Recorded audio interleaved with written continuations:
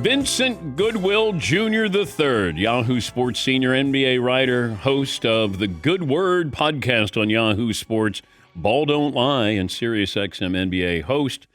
And he joins us after doing a deep dive on Kevin Durant going to the Rockets. Why is Kevin Durant on the Rockets? Because he wants to be. I think that's the easy explanation to say that is because clearly amongst the teams that he listed, the Rockets were the team that looks to be a Kevin Durant away with the young talent, the coaching, the pedigree from being a real threat in the Western Conference. Like Amen Thompson is real. And then Alperen Şengün, I don't know how he fits in this iteration with Kevin Durant, but he's a talented player. Jabari Smith, like they have so many young pieces and still so many young unearthed pieces yet to be explored that you add KD there. If he is a reasonable semblance of what he's been, they're a real threat in the Western Conference next season. How does Phoenix not get Thompson or Reed Shepherd or like, it felt like the Rockets were like, wait a minute, who do you want in this trade? Sure, we'll do that. That is the art of negotiation, Dan. That is where the player sometimes controls exactly what iteration appears for him because he wants to go to a team that still has enough players. Like, look, Thompson's going to be a non-starter. And what works against Phoenix here is that Kevin Durant is 36 years old, and the max he can sign for an extension is going to be 2 years. Dan, we don't have a precedent for a player who's had a Liz Frank. Remember that. That's the Liz Frank is what got Bill Walton. And Achilles injury, which is what Tyrese Halliburton had. And an MCL. People forget he had an MCL his first full year or second full year in Brooklyn. There's no precedent for the longevity of these old guys being able to hang around and play at a championship level. So you do have to find a way to mitigate some of that risk. Like I know the numbers look great on paper, 50, 40, 90 across the board, but it looks different, Dan. If you go look at Kevin Durant in 2014, when before his first real injury, when he put up 50 against the Golden State Warriors, he looks so fluid. That athleticism popped off the page. Now he's a guy who's going to be 37 years old. And once again, there's no template for this. We don't have any precedent for this. So we don't know what this is going to look like or what it's supposed to look like. I'm going to ask you the question that you asked in your column. Is this his last stop or just his next stop? Well, Dan, it's hard to say because I thought Brooklyn was going to be the last stop. I thought Phoenix was going to be the last stop. So I'm not going to box in Kevin Durant. I would just say it feels more likely. I don't know if Kevin Durant wants to be LeBron James playing until he's 42, 43, 55 years old to claim every record or whatever it is for this mythical argument. I think Kevin Durant's going to play as long as his body tells him that he can play and he can play meaningful basketball. You can only judge these guys 2 years at a time because that's the length of their contracts. These dudes going to their 40s, Dan. They need to be like sitting up somewhere next to you, reminiscing about the good times. They don't need to be out there chasing around these 40-year-olds, these 25-year-olds. What's their problem? The Achilles injuries, coincidence or something more to it? Maybe a little bit of both. I think what we cannot quantify, Dan, is the amount of miles that these players have on their bodies well before they get to the NBA. We think of their odometer starting once they get to the league. That's not the case at all. When you're playing AAU basketball, all those games a day, the personal training, and here's the other thing. This is the age of specialization. These guys aren't playing football, baseball, track, all these other things to work different muscles. They're playing one sport and it's starting that mile trajectory really, really early. I don't know how to do that. I do know this. The next time someone has a calf injury late in the season, sit their ass down. Yes. Period. Yes. But I said it last week. I said, you're not careful, you're going to tear your Achilles. And we've seen this with Durant. We've seen this with Dame. We've seen this with Tatum. I don't know. It just feels like there's something else. Now, granted, Aaron Rodgers wasn't doing anything, just back to pass. Dan Marino, when he tore his, just going back to pass. So it's not all these are incredible athletes and they're cutting in, all the mileage on their. It's weird, that it can happen to a quarterback just going back to pass. I mean, here's the thing. Something's always going to be hurting on you as an athlete. And usually it's around your calf or it's tendonitis or it's something that you're used to managing. I'm not sure. Dan Marino tore his in what, 93, if I remember correctly, or 94. So he's like 10 years into his career. That's not necessarily common. Dame Lillard, that's an old man injury for him. Okay. Isaiah Thomas, that's an old man injury. Dominique Wilkins, old man injury. These other guys, it's not old. Tyrese Halliburton is some, explosive athlete that's jumping around. But when you have a calf injury, remember, Luka Doncic had a calf injury in Dallas that we kind of wondered, okay, is he in good enough shape and all these other type of things. All these injuries aren't created equal. They aren't birthed by the same things, but they do produce the same risk. And we have to look at them like this is a risk, especially when you're playing 100 games into a season. And Dan, the game is moving so fast. That's where you got to be careful. Talking to Vincent Goodwill. He is a Yahoo Sports senior NBA writer. His latest article has to do with Kevin Durant with the Rockets. I'm curious about the Spurs if they're taking Dylan Harper. So that backcourt's pretty crowded. So I got the Rookie of the Year, I got De'Aaron Fox, and it feels like somebody is not going to be long for San Antonio. What are the Spurs going to do? Well, talking to people around the league, the Spurs are the team that they're like, okay, keep an eye on them because the Spurs like to keep things close to the vest. They're not going to go out and telegraph their moves. Remember, we didn't see the De'Aaron Fox trade happening. They were like, they already got a young guard there, and then he added another one, right? So I wouldn't be surprised. Like there have been instances where, I don't know if you remember this, Dan, the Phoenix Suns of 97 had Kevin Johnson, a young Steve Nash, and Jason Kidd.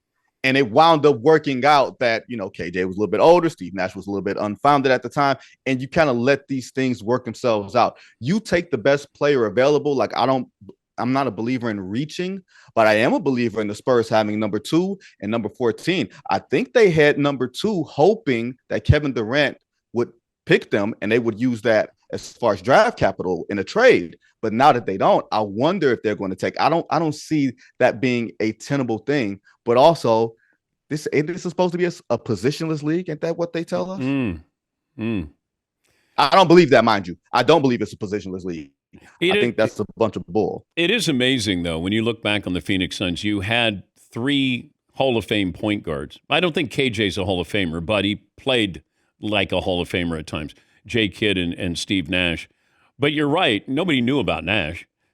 I remember being at a practice facility and watching Nash, and I go, that's the kid from Santa Clara. Like, he's pretty good. And then they said, well, he won't play here. He won't start here. And then all of a sudden he goes to Dallas, and next thing you know, he's somebody unique. But you didn't worry about salaries back then, Vincent. Now I got De'Aaron Fox. What's he going to cost me? Although I get Castle and Harper on, rookie deals, De'Aaron Fox is going to cost me a lot of money. So it feels like he might be the guy jettisoned here. Well, you just got him. Like, that's the thing. Know, you just got him. But I think if you knew that you were going to end up with a second pick, they wouldn't have made the move probably for him. If they knew they were going to be in this situation, I like him, but if I can get younger and I don't have to spend money, I thought they were going to get Durant. I thought that they realized that he can help us. He can take pressure. He can be a bucket. But they're not yet where the Rockets are. And the Rockets might be a year away. San Antonio feels like maybe 2 years away from being, here they come. Well, Victor's coming. And I think there's a difference between Victor's coming and the Spurs are coming. I think they're on 2 different, kind of a little bit different timelines. Will he be the best player in the game in 5 years? If not him, who? Are you kidding me? Well, He's the best defensive player. Shai Gilgeous is going to be there for a little while, whether you believe that. But it feels like, by 25, I think I said that he'll be the best player in the sport. Victor. I mean, why won't he be the best player in the sport 2 years from now? Why won't he be the best player in the sport next year? Like it. Do you see what he's doing? He's out there with the monks. He What? looks like Eddie Murphy in The Golden Child. You remember that movie? Yeah, Like that was a bad that's what he movie. looks That was a like. bad movie. Good reference, bad movie. But yeah, he's with the Tibetan monks there. But yeah, I'm a big fan because he should have been Defensive Player of the Year the last 2 years. But I just wonder, can the team keep up with him? Because that's he's not going anywhere. And here's the thing. no, but If the you look at talent around him, can they keep up with him as he develops? So Castle, can he shoot better? Is Harper going to be, a true, go-to guy? Who else do you have on that team who's going to help you? So that would be my only concern with that. No, I don't disagree with you. I mean, I think they have pieces that you can move, the Jeremy Sohans, the Keldon Johnsons, guys like that, if you're talking about packaging players and figuring stuff out, if you want to press the fast forward button. But until a player goes into his first rookie extension, and if you think about this like the NFL, where if you get a quarterback on a rookie contract and you start putting in those veteran pieces around him, like Seattle did with Russell Wilson like a decade ago, that's what the NBA is turning into now. Where if you get a guy on the first contract or the first rookie extension, that's when you start building a championship team. That's why you have all these teams sort of positioning themselves to make runs now before guys get really, really expensive. I wouldn't be surprised if the San Antonio Spurs put all their chips to the center of the table, but traditionally, that's not how they have operated. Yeah. All right. What's the better version of Michael Jordan, young Mike or old Mike, or veteran veteran Mike? I'll give you the first 5 years of the next 5 years. Oh, it's that middle five. It is 89 to 93 Michael Jordan. And I don't think it's particularly close. Like in 89, he was scary, just like the triple doubles, and he was going into his body, and he took that really not good Bulls team to the Eastern Conference Finals, where he took 2 games off of a Detroit team that didn't lose to anybody else that series. And then the next year, you could see he was really coming and really going to show up. And then when you run off 3 in a row, and I know that the bad boys were old and Magic carried a bunch of dudes who were Magic in the who's who of who in 1991 to the NBA Finals. He didn't have a direct equal because of Len Bias and because of the calendar, but there was no greater player we've ever seen in this league's history besides Michael Jordan between 1989 and 1993. Now, the 1997 Michael Jordan, the adult grown Michael Jordan, that guy put up the best NBA Finals we've ever seen. Legit, from game to game, from the flu game to the triple double to the game winner in game 1, performance by performance, that's the best NBA Finals we've ever seen as far as game to game effect. That was a 32, 33-year-old Michael Jordan. Okay, you can take your pick. Okay, but it don't matter. You're not losing. Is Michael the first and second best player of all time? If I look at what he was in 89 and what he was in 96, 97. Well, I will tell you this, and this is something someone told me, so it's not original. Michael Jordan is so great, he went into the Hall of Fame as 2 players, himself and Scottie Pippen. Wow, that's cold-blooded. I am from Detroit, Dan. Oh, okay. We do call Scotty Sitting Bull around here. Gilbert Arenas said that he can't believe that people treat Kobe like he was his sidekick when he was with Shaq in that three-peat there. Is that fair to say that he shouldn't have been viewed as Shaq's sidekick? I think the problem is revisionist history has sort of made people go to the stat sheet and said, man, Tracy McGrady was a really good player. He could have done what Kobe did. No, he couldn't have. Like, Kobe actually carried the Lakers in some of those playoff series. Now, 2000, Kobe wasn't fully grown. He was still 21 years old, I think 22 years old, and he was still battling a little bit of inconsistency and finding himself. But by 2001, no. By 2001, he was arguably the best player in the game. Like, the way he dominated that San Antonio Spurs series in the Western Conference Finals, where he was taking 40-point games on the road against Tim Duncan and David Robinson and going to the basket and dunking on them. No. There is, as much as there is, Dan, a big gap between Michael Jordan and Kobe Bryant. And I think there is a huge gap between those 2 players. There's even as greater of a gap between Kobe Bryant and anybody else that you feel like you can put in those spots, because Shaquille O'Neal needed somebody, and he just didn't need a Vince Carter or Tracy McGrady. Like, those guys were great, great players, but Kobe had an appetite and an all-around complete game, especially defensively, where he would really get after it. I think, it's funny, when he died, it was almost like there was an overarching sort of reach to put him in a certain spot. And now all of a sudden we're going to downplay it. No. Can we just bring it a little bit to the middle? I'm not going to say Kobe Bryant's rings didn't count. Like, if you're not the number one guy, don't count, whatever. Because Magic Johnson played with Kareem Abdul-Jabbar. Whose rings were those in 1980, 1982, and 85? Like, I don't want to parse that and turn that discussion into something that is not. I mentioned this, and I'll leave you with this, with OKC, that I know we want to fast track them to being a great team of all time, which they're not. You went to Game 7 twice. You had to hold off the biggest underdog in the last 25 years, according to the odds makers.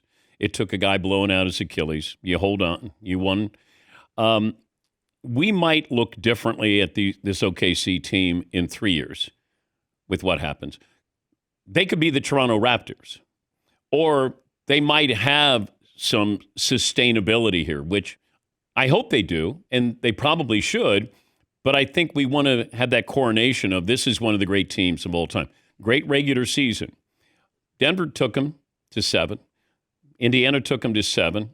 And that's why I would just say enjoy your parade, enjoy your title. Don't put them in there with the 01 Lakers or the 86 Celtics, or they're not there. But that's okay. What do you think? I think the difference between all of those teams that you mentioned, some of the single season greatest teams, 86 Celtics, 87 Lakers, 83 76ers that only won one championship, 01 Lakers, all those teams have gone through multiple playoff runs, winning, losing, everything else. This is their second playoff run together, Dan. And that's where you can look at it and say, man, do they still have more room to grow?